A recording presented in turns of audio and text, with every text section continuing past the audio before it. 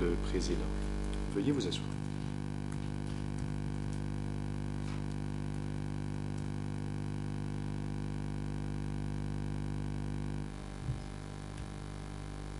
Reprise des débats.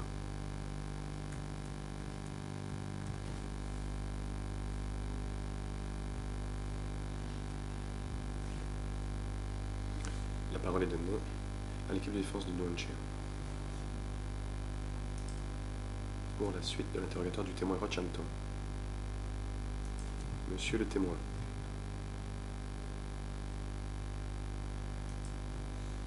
Avant de laisser la parole à la défense de Noonchea, je vous demande d'écouter avec attention les questions qui vous sont posées. Si vous n'êtes pas certain d'avoir bien compris, vous pouvez demander de répéter. Et veuillez limiter vos réponses à la question qui vous est posée et de ne pas faire de commentaires non pertinents.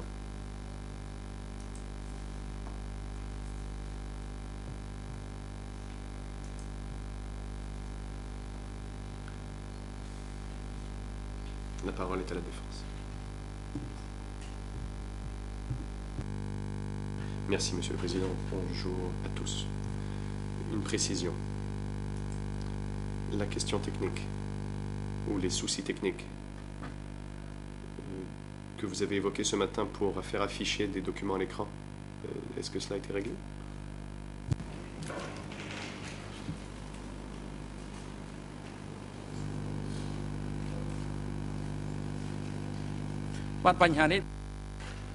Le président. Oui, le problème technique a été réglé. Allez-y. Maître Yamelsi. Merci. Bonjour, monsieur le témoin. J'essaierai d'être aussi bref que possible cet après-midi. Mais comme vous semblez être quelqu'un qui a beaucoup de choses à dire, il est possible que cela me prenne un peu plus longtemps qu'à l'habitude. J'essaierai de parler très lentement. Et pour donner une idée à mes confrères de ce côté-ci du prétoire, j'aurai terminé dans 1 heure à peu près. Je prévois du moins de terminer d'ici 1 heure. D'abord, monsieur le témoin, j'aimerais vous poser des questions à propos de B1.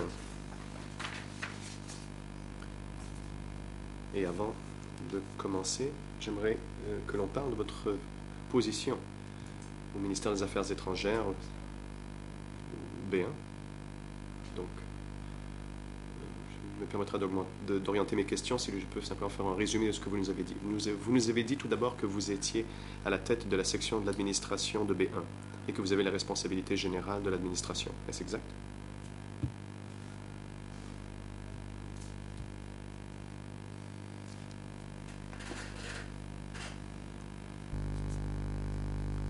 Réponse. Oui, c'est exact. Question. Je vous remercie, monsieur le témoin. Et monsieur le juge Lavergne en a parlé rapidement ce matin, mais j'aimerais simplement que l'on répète. En tant que chef du service de l'administration à B1, vous avez la responsabilité générale du contrôle psychologique, le juge Lavergne s'était attardé là-dessus, et du contrôle administratif du personnel de B1. Est-ce exact? Réponse. Oui, c'est exact. La défense. Mais je vous remercie. Dernier point préalable. Vous avez participé à la sélection de certains membres du personnel qui allaient travailler à B1. Est-ce exact? Réponse. Oui, c'est exact. Question. Je vous remercie. J'aimerais maintenant vous poser des questions précises sur certains membres du personnel de B1, anciens membres du personnel de B1. Je ne crois pas avoir besoin de faire référence à des documents, je ferai de mon mieux à cet égard. Tout d'abord, y avait-il quelqu'un à B1, alors que vous y étiez, alors que vous aviez la responsabilité, qui avait l'alias Mott? Et excusez-moi si j'ai mal prononcé le surnom révolutionnaire, Mott.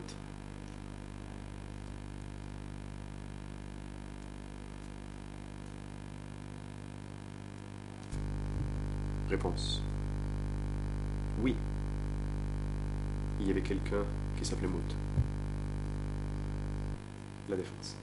Merci, monsieur le témoin. Quel était le nom complet de cette personne, ou quel est le nom de cette personne si elle est toujours en vie?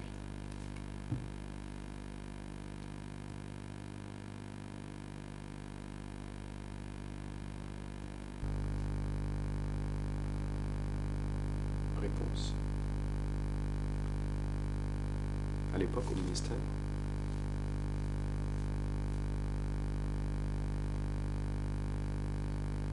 Au ministère, il était connu sous le nom de Bang Mout.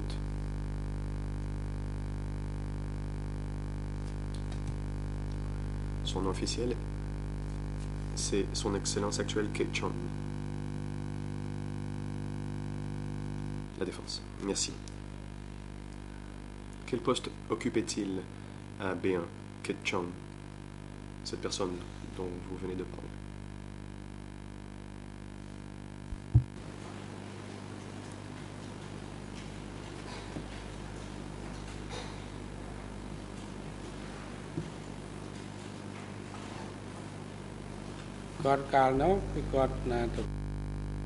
Réponse.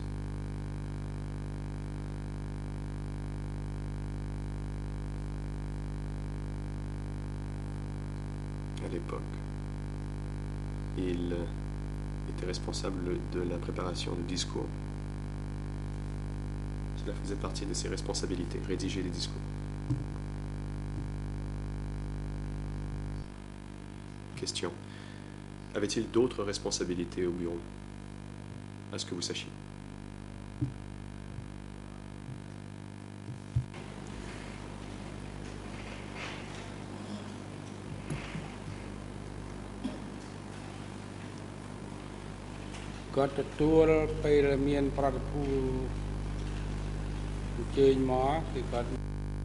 Réponse.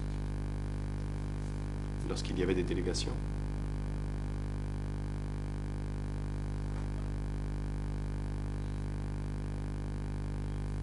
Il participait aux négociations et gardait un compte-rendu. Question. Merci. Pouvez-vous nous donner un exemple du type de négociation auquel il a participé? Par exemple, a-t-il participé à une ronde de négociations sur le sujet des frontières avec le Vietnam?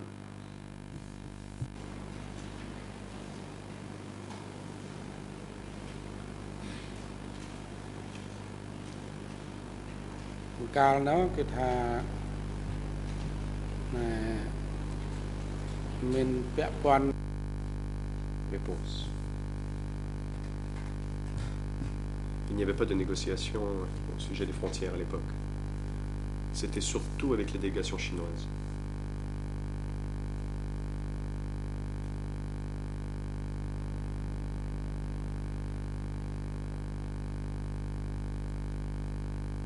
Et certains des corps diplomatiques.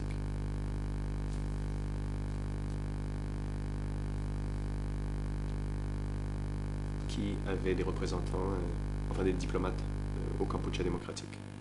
Question. Monsieur Kate Chong a-t-il participé à l'élaboration de politiques? À ce que vous sachiez.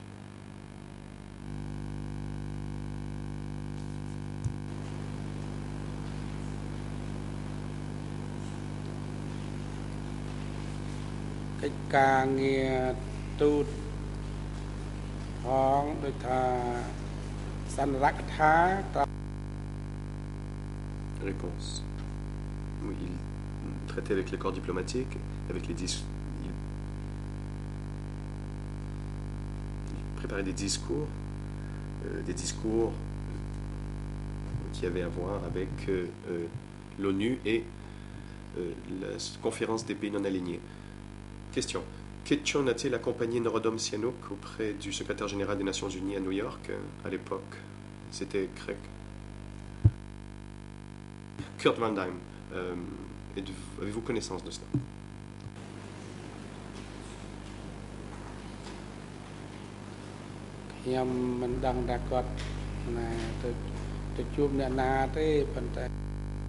Réponse. Je ne sais pas qui il est allé voir.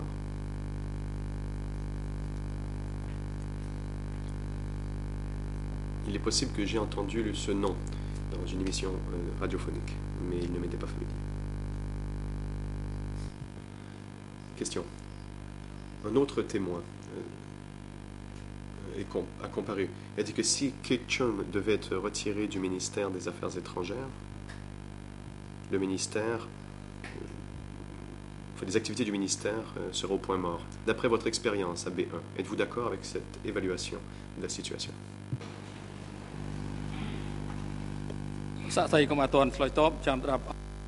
Le président. Monsieur le témoin, veuillez attendre avant de répondre. La Chambre entendra d'abord l'objection de l'accusation. Le procureur. Merci, Monsieur le Président. Nous nous opposons à cette question, car il s'agit d'une mauvaise représentation, ou une déformation plutôt du témoignage de la personne en question. Si le Conseil souhaite confronter le témoin des déclarations précédentes, il faut qu'il cite la transcription, car ce n'est pas du tout mon souvenir de ce qui avait été dit dans ce prétoire. Maître Yanouchi. Très bien, laissez-moi reformuler. Monsieur le témoin, si Kit Chun avait été retiré du ministère des Affaires étrangères, pensez-vous que les activités du ministère auraient été au point mort? Y aurait-il eu des effets significatifs? Le président. La parole est à la partie civile. Maître Pékang. Bon après-midi, Monsieur le Président, Madame, Messieurs les juges. Il s'agit d'une question invitant le témoin à formuler des hypothèses. Le Président.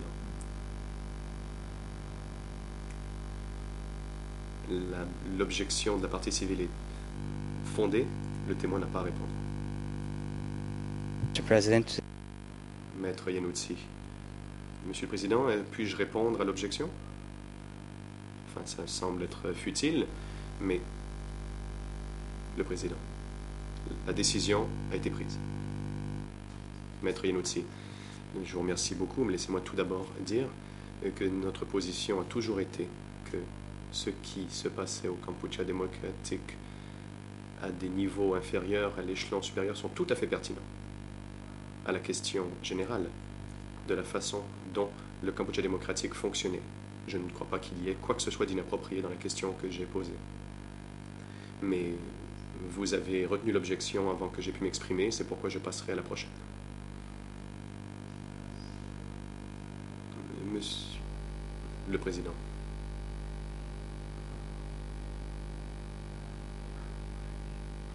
Maître, utilisez de façon efficace le temps qui vous est donné pour interroger les témoins. Posez des questions pertinentes. Des questions portant sur les faits allégués dans l'ordonnance de clôture et le chef d'occasion. Vous n'avez pas le droit de prendre la parole pour faire des commentaires.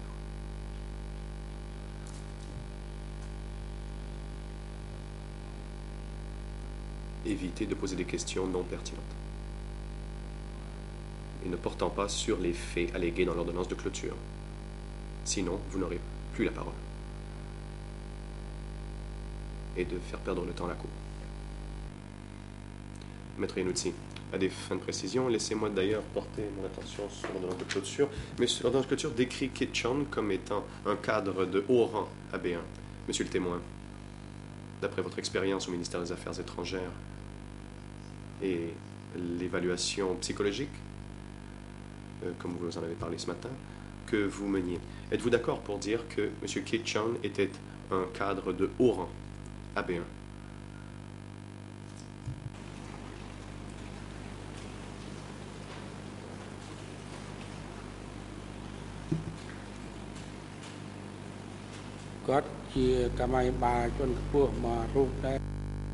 Réponse. C'était un des cadres principaux au ministère.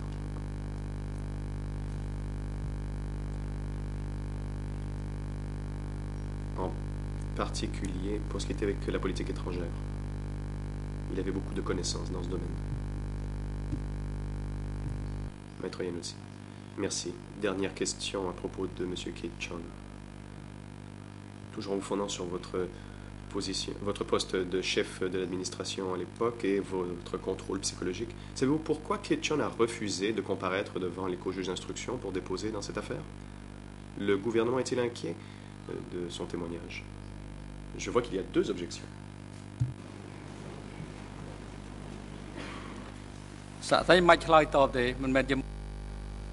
Le président. Monsieur le témoin, vous n'avez pas à répondre à la question. Ce n'est pas votre rôle de fournir une réponse. Maître Iannuzzi. Merci, Monsieur le Président. Simplement pour faire acte de ma position, nous sommes d'avis que d'enquêter sur les agissements de certains individus aidera beaucoup la Chambre à comprendre pourquoi ces personnes ont été réticentes à comparaître devant le tribunal. Et si je puis citer 2 personnes qui ont pu le dire mieux que moi, du moins jusqu'à présent, nous sommes d'avis qu'aucun juge des faits, et je cite, « Nous sommes d'avis qu'aucun juge des faits raisonnable aurait pu ne pas considérer que un ou plusieurs membres du gouvernement royal du Cambodge aient pu sciemment... » Le président interrompt. « Posez-vous une question au témoin? Ou n'avez-vous peut-être plus de questions à poser? Si vous n'avez plus de questions, je laisserai la parole à une autre équipe de défense. » Vos questions ne sont pas pertinentes pour les faits relevés dans l'ordonnance de clôture.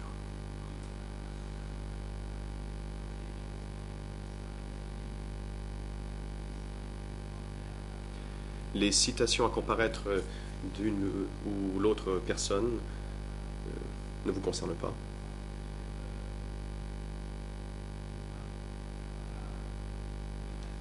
La Chambre ne permettra pas aux témoins, n'a pas permis aux témoins de répondre à de telles questions de par le passé. Si vous avez des conclusions à rendre, faites-le par écrit. Veuillez d'ailleurs lire à cet effet la règle 92 sur les conclusions.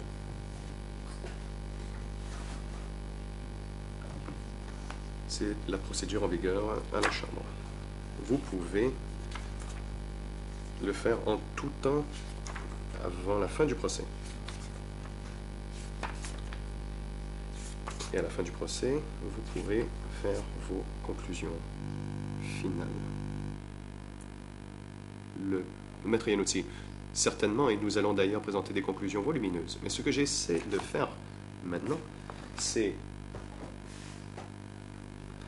poser publiquement des questions qui portent sur des sujets tirés directement de l'ordonnance de clôture. Dois-je comprendre que la décision de la Chambre est que je n'ai pas le droit de répondre à des objections ou à faire acter mes positions? Est-ce que ce que vous me dites, est-ce la position de la Chambre de première instance que l'on ne peut répondre publiquement à des objections?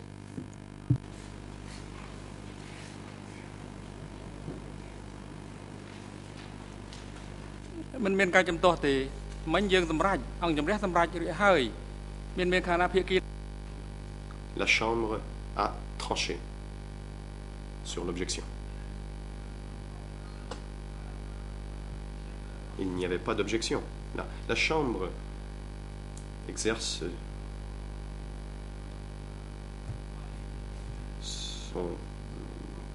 le pouvoir qu'elle a d'éviter que des questions inutiles et qui ne servent pas à la manifestation de la vérité soient posées.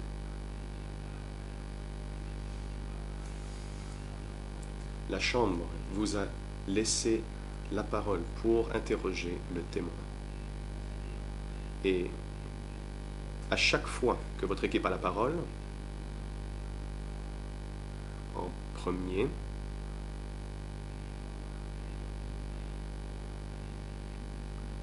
nous vous avons donné la parole, c'est-à-dire vous, Conseil international de la défense de Nuon Chea, pour poser des questions aux témoins, et pas pour faire des déclarations politiques ou faire des commentaires.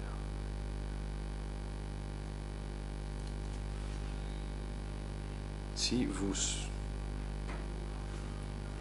veuillez lire la règle 92. Je vous l'ai déjà lu à voix haute.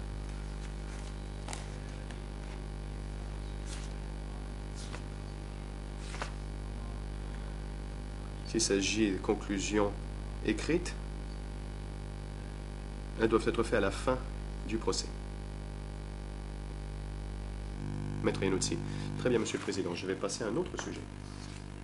Hier, Monsieur le témoin, hier matin, je crois que c'était avant la pause déjeuner, et avant que l'on lève l'audience, vous avez fait référence à Horn Nam Hong, en faisant référence au sujet de Bang Trabek.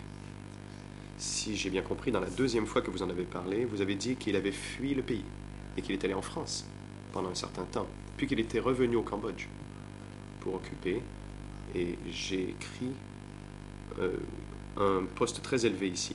Est-ce exact? Est-ce un résumé fidèle de vos propos?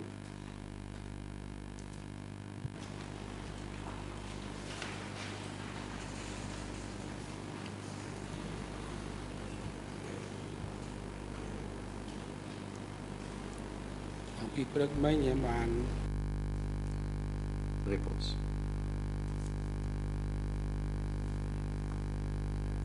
Ce matin, j'ai dit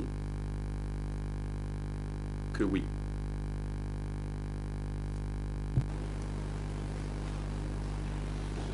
Thank you, Mr.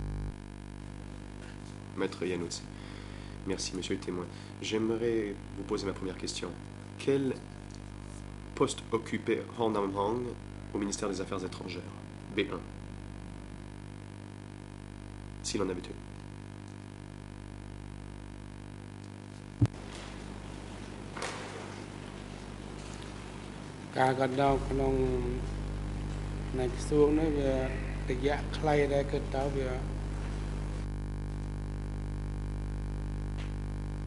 Réponse. Il n'est pas passé beaucoup de temps au ministère. Je crois que c'était à la fin de l'année 1978.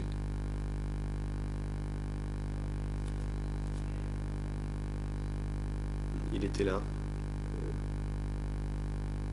pendant une courte période. Il faisait partie du groupe de Bang Kut-chun et de Bang Praset. Question. Qu'en est-il de B32? Qu'est-ce que B32? Est-ce que cela signifie quelque chose pour vous?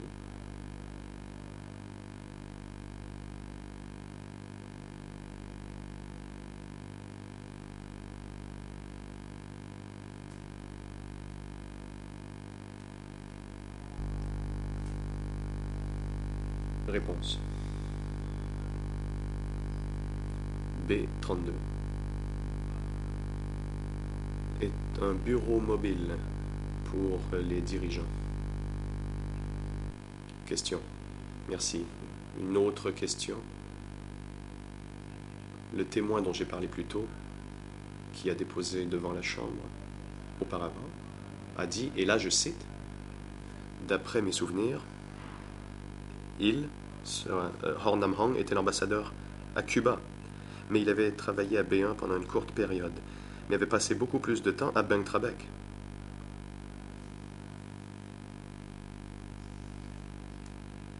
Cela vous semble-t-il être une déclaration exacte de votre expérience à B1? Est-ce que Horn Nam Hong a passé un peu plus, enfin, une période plus longue à Bang Trabek?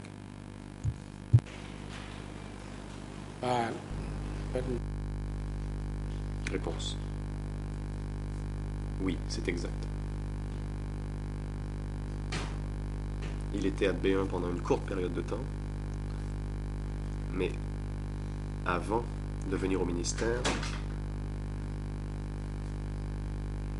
je ne connaissais pas très bien sa situation, mais il faisait partie du cercle des dirigeants.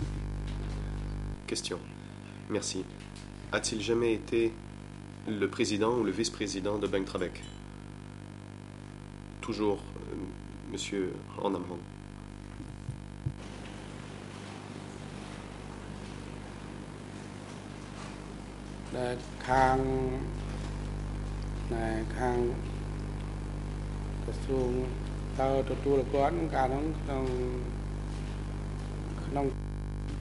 Réponse.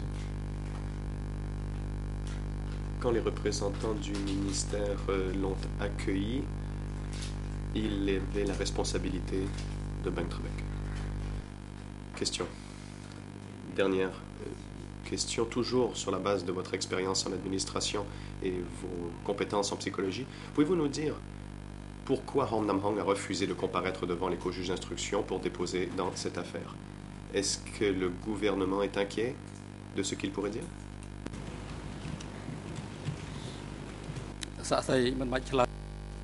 Le président. Le témoin n'a pas à répondre à cette question.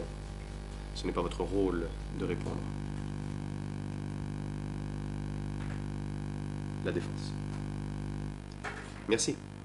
Si je puis ici citer quelque chose que j'ai devant moi. Des enquêtes nécessaires sont nécessaires. La Chambre doit s'assurer que l'intégrité de la procédure soit maintenue et empêcher des témoins qui pourraient aider à la manifestation de la vérité peut venir empiéter sur le président. La parole est à l'accusation. Le procureur. Merci, Monsieur le Président. Je pense qu'il s'agit ici d'un argument que présente le Conseil et qu'il lit ici une décision de la Chambre préliminaire, ce qui n'est pas l'objectif de l'audience d'aujourd'hui. Le Conseil devrait d'ailleurs savoir qu'il s'agit d'une question tout à fait inappropriée, que l'on ne saurait demander à un témoin de formuler des hypothèses sur les motifs du gouvernement vis-à-vis de la comparution de témoins et sur la question de ne pas entendre des arguments. Et il est tout à fait courant qu'une chambre n'entende pas des présentations d'arguments sur une objection qui a déjà été retenue. Si des questions inappropriées sont posées à répétition, il est normal que la Chambre tranche sans avoir à entendre les arguments à chaque fois. Et Maître Iannuzzi, je suis évidemment contre cette position. Je pense qu'il est tout à fait dans notre droit de dire publiquement notre position. Et je citais exactement la décision de la Chambre préliminaire et je citais ici l'opinion dissidente de l'ancienne juge Machiuel et du juge Downing, et il s'agissait bel et bien d'une citation de leur opinion dissidente. Et il s'agissait, et j'aimerais terminer donc, cela permettra à la Chambre de comprendre pourquoi ces personnes ont eu des réticences à comparaître devant le tribunal et pourquoi le gouvernement royal a encouragé activement ces personnes à ne pas comparaître. Nous signalons que nous avons la même position que les juges dans cette décision. J'aimerais maintenant vous présenter un document.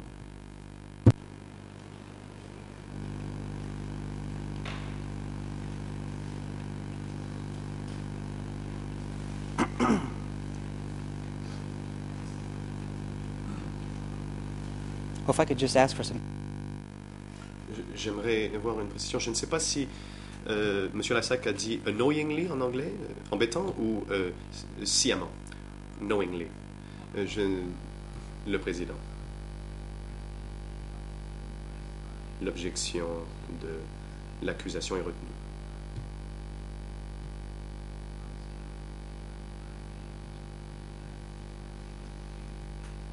Maître, nous vous rappelons que la parole vous a été donnée pour poser des questions aux témoins.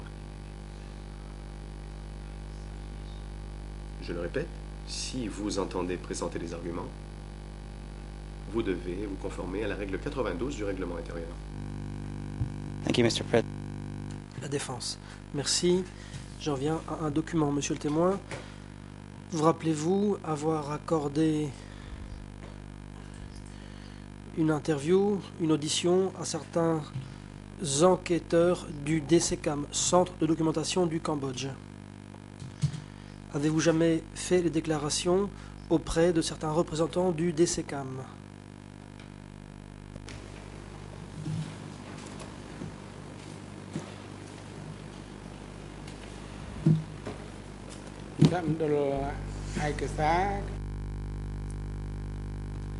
Réponse. Je n'ai jamais accordé d'interview à des gens du DCCAM. Question. J'ai quelques questions. Vous vous appelez Pipoun, est-ce exact? Réponse. Oui. Question.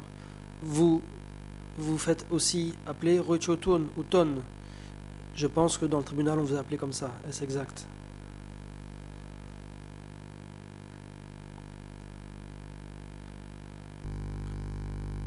Réponse. C'est exact. J'ai un tel nom. Question. Vous êtes-vous jamais fait appeler Chim? Pardonnez ma mauvaise prononciation. C-H-I-E-M d'après la translittération anglaise.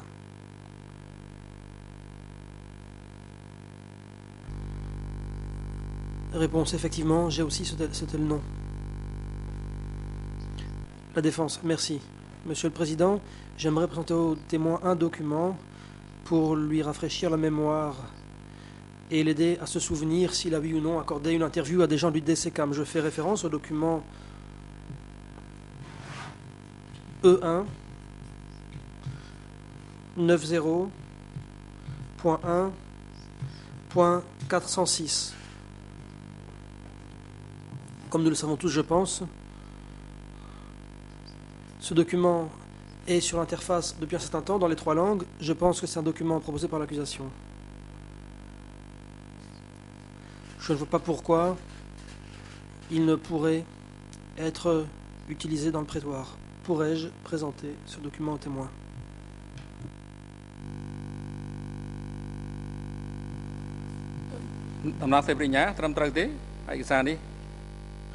Le président.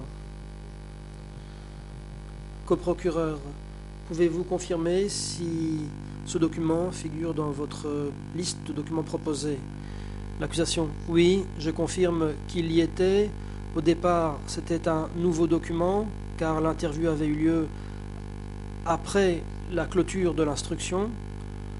Cela fait l'objet d'une décision du tribunal concernant les nouveaux documents. Je crois que c'était E190, paragraphes 38 et 39.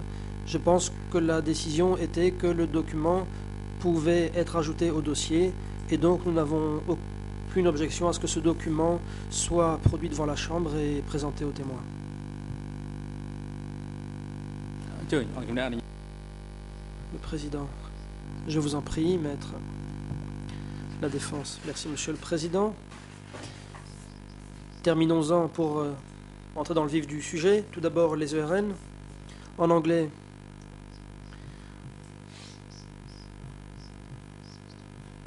« 00660621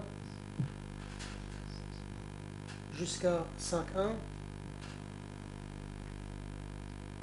En khmer, 00660820 jusqu'à 74. Et en français, 0075 42 43 jusqu'à 97. Je pense qu'un exemplaire papier a été présenté aux témoins à l'instant. J'ai 4 questions à poser sur ce document.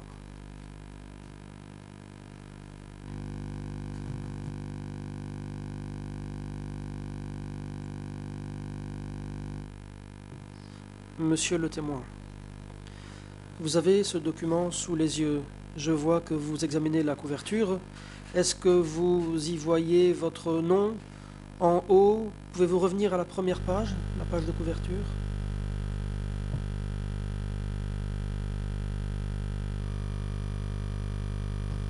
Je vais lire la version anglaise et vous me direz si vous êtes d'accord. Interview avec Rochomtun, alias Pipun et Chim, âgé de 63 ans, sexe masculin.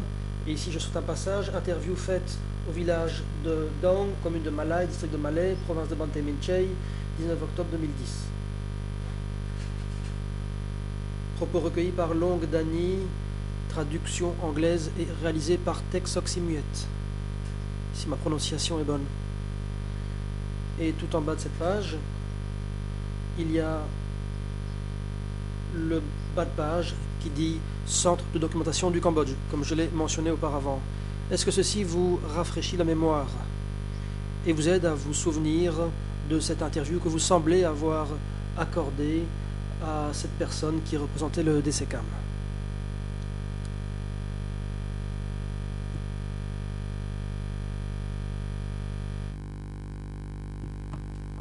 Réponse.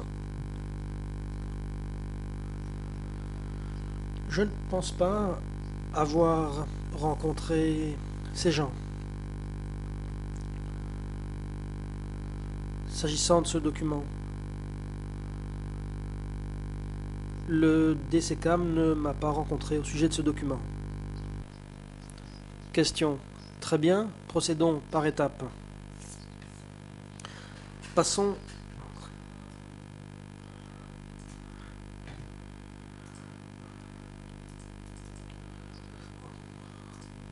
à la page 14 du texte anglais.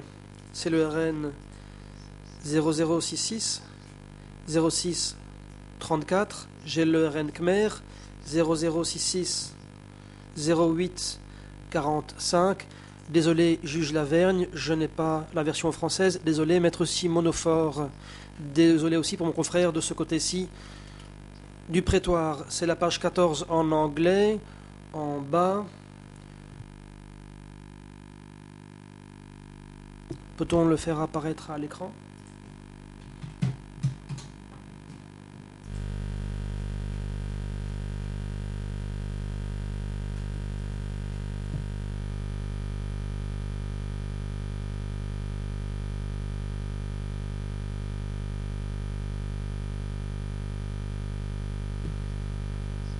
Apparemment ici, vous avez un entretien avec les intervieweurs concernant des réaffectations. Je vais lire ce que vous avez apparemment affirmé. La question était la suivante. Connaissez-vous la raison de ces réaffectations ? Et vous avez répondu oui, l'affectation de nouveaux cadres pour superviser la région du Sud-Ouest a causé des massacres en masse. Nombre d'entre eux étaient orgueilleux et rigides. Tomok était quelqu'un de mauvais, je le déteste. En 1979, apparemment, il y a eu un argument, une discussion animée concernant l'administration de la région du Sud-Ouest, et Tomok a rassemblé des cadres cruels pour commettre des exécutions. Est-ce que vous vous souvenez avoir dit cela ?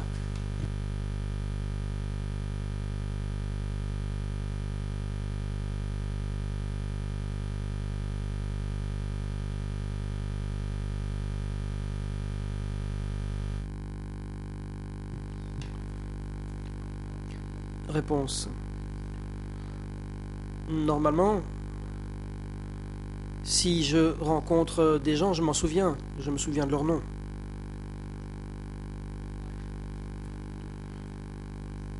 Je suis surpris par ce document, car je n'ai jamais connu de dénommé Dany, nom qui apparaît dans le document. Question. Essayons comme suit. Avez-vous jamais affirmé que Tomok était quelqu'un de mauvais ? Est-ce que vous avez fait des commentaires de nature similaire ?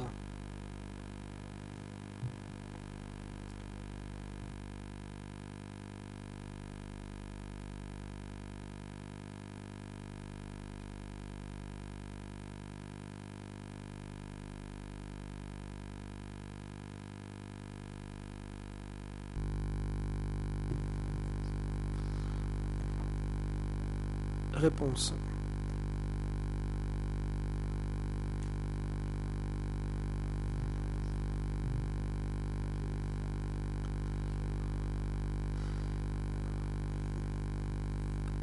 Au moment des funérailles de Tomok,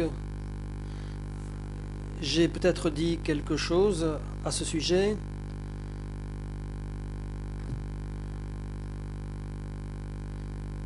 On n'est pas venu m'interviewer à ce sujet, mais j'ai dit qu'en 77 et en 78,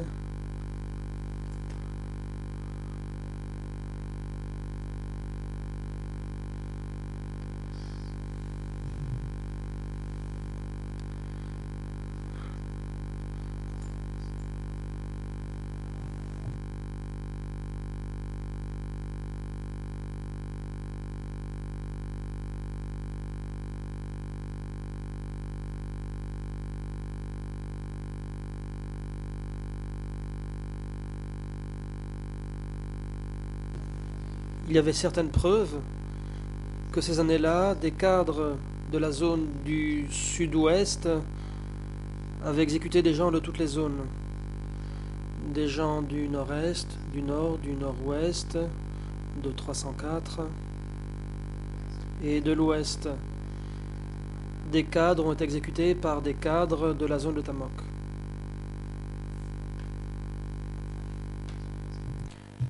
Question. Est-ce que vous maintenez les propos que vous semblez avoir tenus, à savoir que Tamok était une mauvaise personne et que vous détestiez cette personne?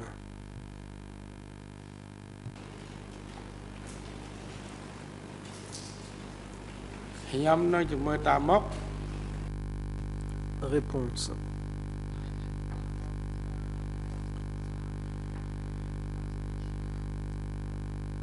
Tamok et moi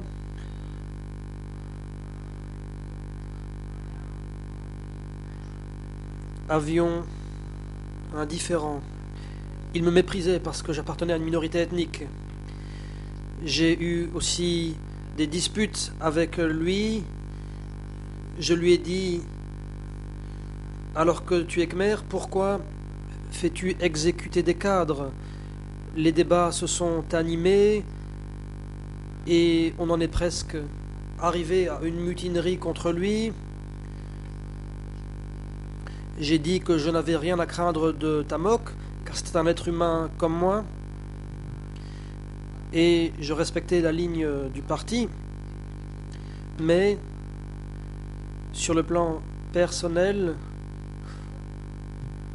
on était libre de ne pas respecter une personne donnée, tout en respectant la ligne politique. J'ai rencontré pas mal de gens de mon district qui disaient que les cadres du sud-ouest étaient brutaux et cruels et qu'ils avaient tué beaucoup de gens.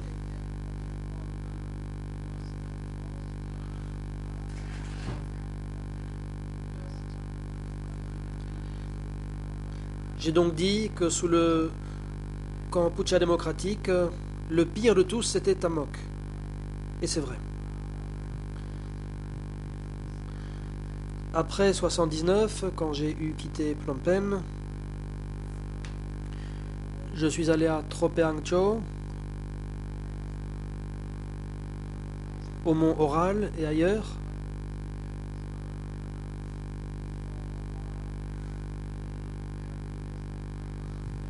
Et là où je passais, j'ai constaté que les gens vivaient dans des conditions très difficiles. Les gens de l'Est avaient tous été anéantis. Je l'ai vu. Nous autres, ceux de Phnom Penh, nous étions sur le point de nous faire tuer par les forces de Tamok, mais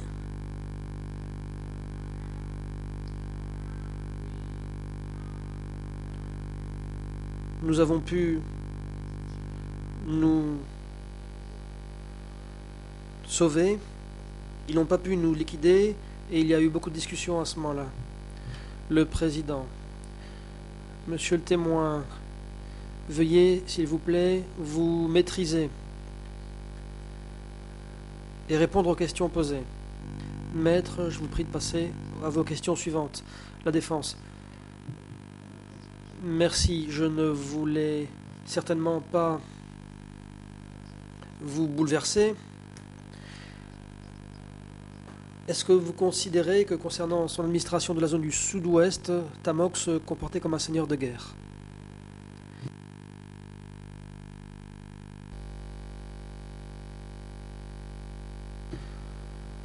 Le président témoin, veuillez attendre. L'accusation a la parole. L'accusation. Je conteste cette question qui est trop vague. L'avocat devrait préciser ce qu'il entend par seigneur de guerre, afin que le témoin sache à quoi il doit répondre. L'expression seigneur de guerre peut faire l'objet d'interprétations différentes. La défense. Cela me semble logique. Je vais passer brièvement à un autre document. J'abandonne provisoirement ce document du DCCAM. J'aimerais que l'on montre au témoin un autre document, le document E3, barre 24. anciennement D91/4. Il s'agit d'un PV d'audition du témoin devant les juges d'instruction.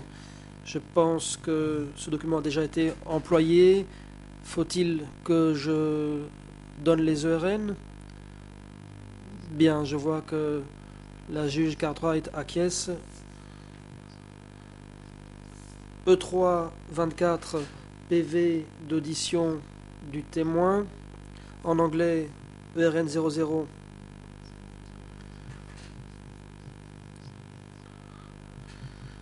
« 22-23-79 jusqu'à 588, en français 00-503-917 jusqu'à 929, et en anglais 00-20-40-66 jusqu'à 75. Peut-on présenter ce document au témoin? Merci. Je crois que vous avez déjà vu ce document dans le prétoire. Très brièvement, page 9, en anglais, c'est le RN 00 22 35 86. En khmer, c'est la page qui se termine par 73. Et désolé, à nouveau, je n'ai pas le RN en français. Ce sera très bref. Monsieur le témoin, vers le milieu de la page, vous parlez des zones. Vous dites que chaque zone avait un chef comme un seigneur de guerre. Peut-être que vous pouvez expliquer ce que vous entendiez par là.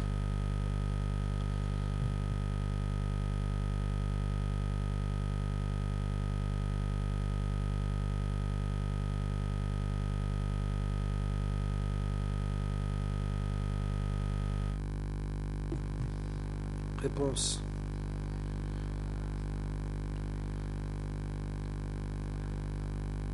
En parlant de seigneur de guerre, je faisais référence à Tamok,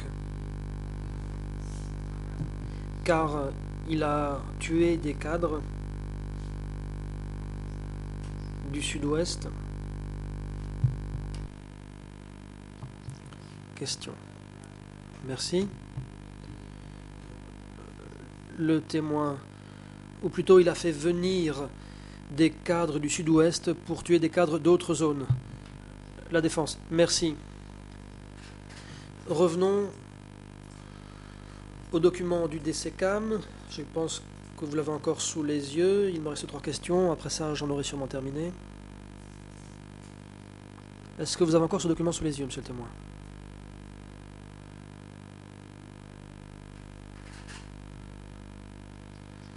Monsieur le témoin, est-ce que vous avez encore le document du DCCAM dont nous parlions auparavant sous les yeux?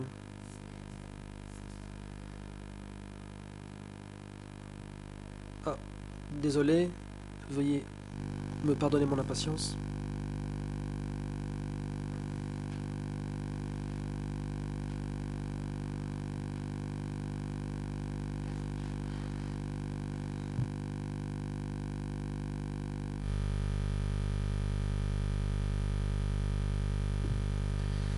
La défense, nous en sommes à la page 29, en anglais 0066 06 49, en khmer 0066 08 70. Très brièvement,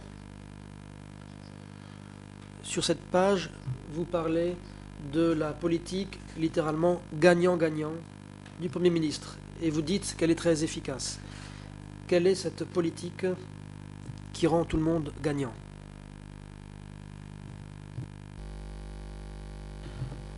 Le président.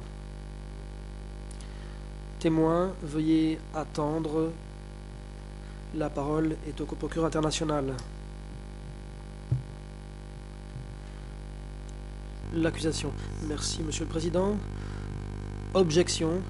Ceci ne relève pas de l'ordonnance de clôture. Cette interview du DCCAM poste en bonne partie sur les événements postérieurs à 1979 au Cambodge, y compris la question soulevée par la défense. Nous pensons donc que la question posée est dénuée de pertinence dans le contexte du présent procès.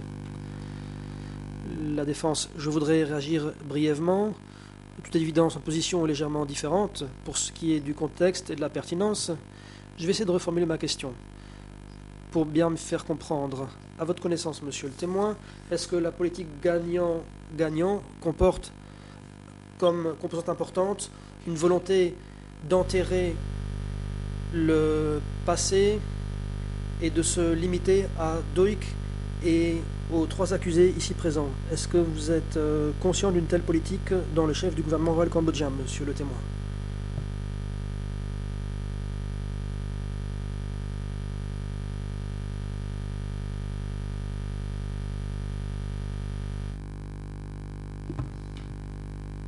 Réponse.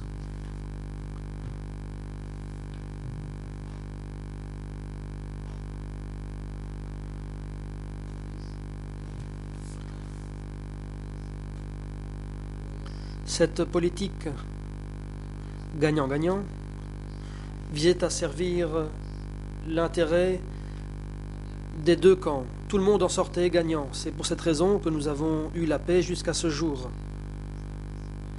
Et j'en suis satisfait.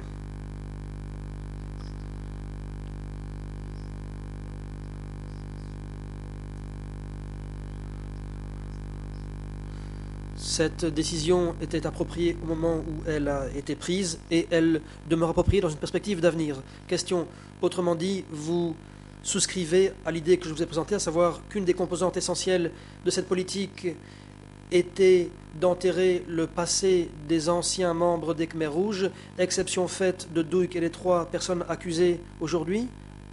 Est-ce que je peux conclure cela?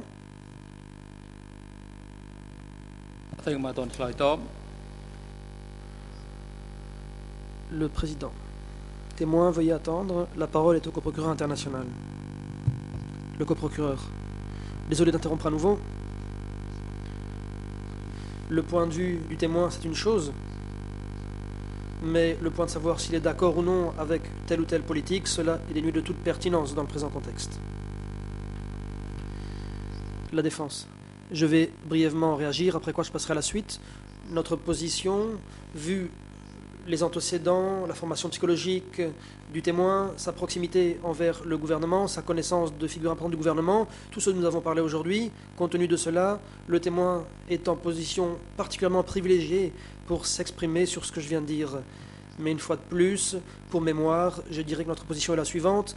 Les motifs pour lesquels le gouvernement a bloqué les dépositions et a limité l'ampleur du procès étaient des questions pertinentes. Mais soit je passe à la suite. Toujours sur ce document du CDCAM.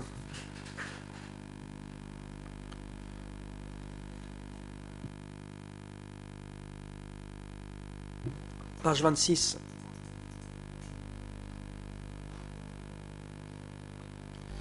Le président. L'objection est retenue.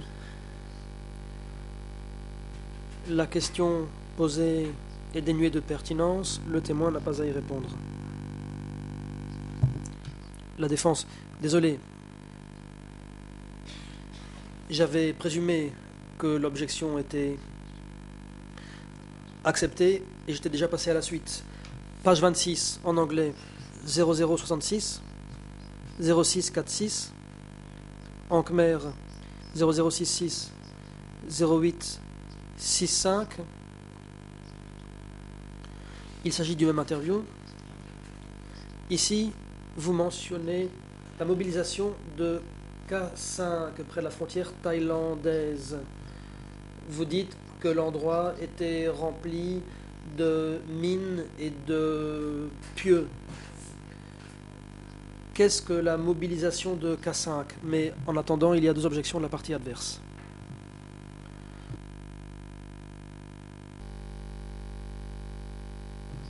Le président. Témoin, vous n'avez pas à répondre à cette question car elle est dénuée de toute pertinence, eu égard aux faits allégués de l'espèce. La défense. Merci. Je voudrais citer le document E131-1.9. Il s'agit de nos objections observations et notifications concernant plusieurs documents devant être produits devant la Chambre. Document daté du 14 novembre 2011. Au paragraphe 3 de ce document, je vais le lire.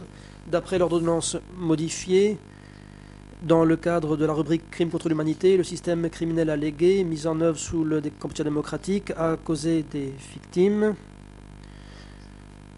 Dans ce pays, même si ça n'a pas été discuté ouvertement, on a su que 50 000 personnes sont peut-être mortes dans le cadre de la mise en œuvre du plan K5, peu avant la période du décart, mais bien avant qu'une évaluation du bilan humain du régime ait pu être effectuée. D'après la défense, aucune de ces expertises n'a pris en considération l'effet distordant de K5. La défense a récemment obtenu des documents indiquant que M. Hun Sen est peut-être responsable de la mise en œuvre du plan K5 et des morts qui en auraient résulté. Et tout au moins, le président interrompt.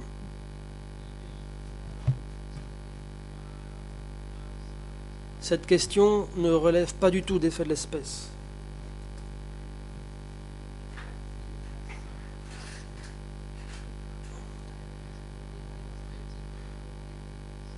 Vous avez déjà affirmé votre position par écrit.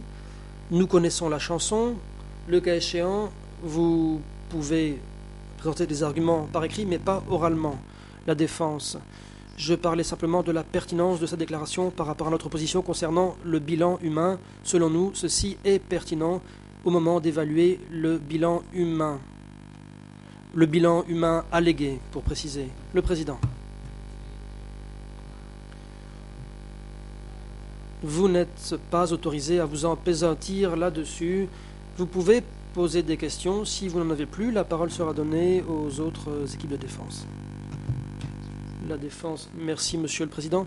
J'en suis bien conscient. J'essaie de garder du temps pour mes confrères de ce côté du prétoire. Je leur ai promis une bonne part de notre temps de parole. Une dernière question concernant ce document. Ce document du DCCAM. Cette interview. Ce sera ma dernière question. Page 2. ERN anglais 00 66 06 22. En anglais, en khmer 00 66 08 21. Monsieur le témoin, je vais citer ce que vous avez dit. Question, est-ce que vous travaillez toujours pour le parti? Réponse oui. Question, est-ce que vous travaillez pour le Parti du peuple cambodgien? Réponse oui, je suis membre permanent du parti. Fin de citation.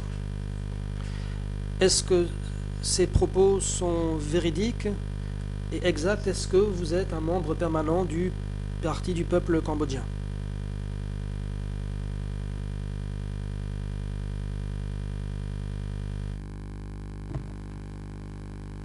Réponse. Oui, c'est ce que j'ai dit. La défense. Merci, monsieur le témoin. Toute dernière chose. Il y a dans l'interview un point d'exclamation. Est-ce que cela veut dire que vous n'êtes pas seulement un membre, mais également un membre très enthousiaste du parti? Puisqu'il y a un point d'exclamation après le « yes » en anglais.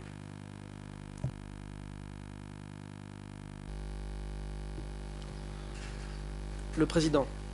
Témoin, vous n'avez pas à répondre. La question est dénuée de pertinence. Mr. Witness, thank you for answering. Maître Yanouti. Merci beaucoup d'avoir répondu à mes questions, monsieur le témoin. Je n'ai plus d'autres questions. Je laisse maintenant la parole à mes confrères.